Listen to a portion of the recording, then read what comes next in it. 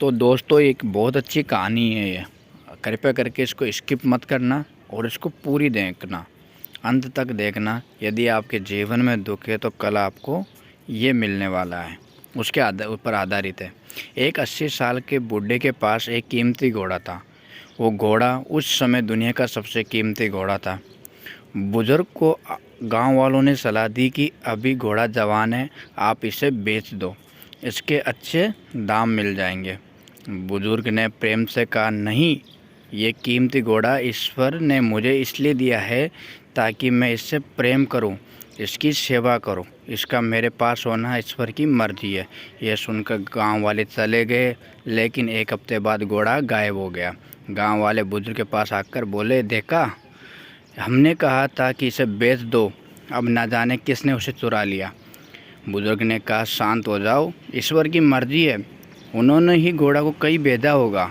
गांव वाले बोले, घोड़ा जाने के दुख की वजह से तुम्हारा दिमाग सटिया गया है। ये कहकर सब चले गए, लेकिन 15 दिन बाद वो घोड़ा वापस आ गया। अपने साथ जंगल के 20 जंगली घोड़ों को भी ले आया। गांव के लोग फिर आए और बुजुर्ग से बोले, काफ़ी किस्मत वाले हो तुम, और तुम्हें मुफ्त में 20 जंगली घोड़े भी मिल गए, तुम्हारा कीमती घोड़ा भी वापस आ गया।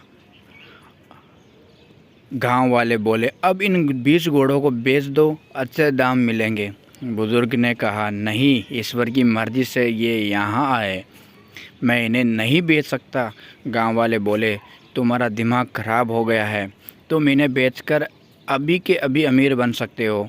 और ये कहकर वो चले गए। एक दिन बुजुर्ग का जवान बेटा उन जंगली घोड़ों की सवारी कर रहा था।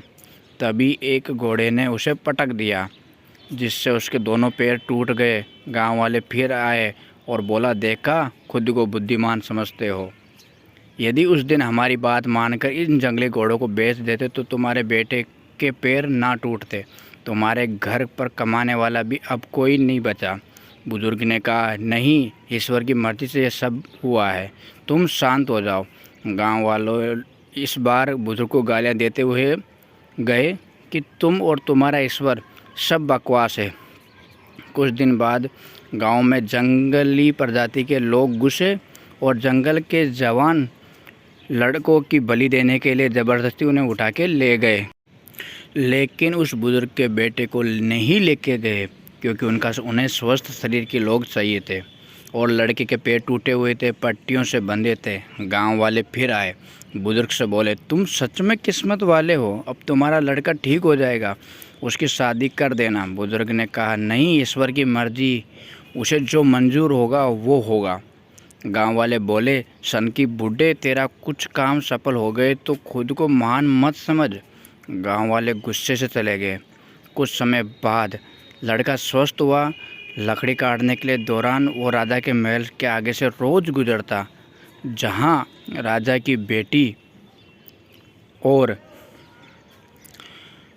उस लड़के को एक दूसरे से प्यार हो गया। राजा का वंश संभालने वाला दूसरा न होने की वजह से राजा ने उस लड़के से अपनी बेटी की शादी करवा के उसे राजा बना दिया। लेकिन मज़े की बात यह है, इसके बाद गांव वाले फिर कभी सलाह देने नहीं आए। वह बुजुर्ग दरवाजे पर बैठ गांव वालों का इंतज़ार करके हंसता रहा और मन ही मन कहता रहा, पागलों, सब ईश्वर की मर्ज़ी से होता है, तुम बेवजह से ही हड़बड़ा जाते थे।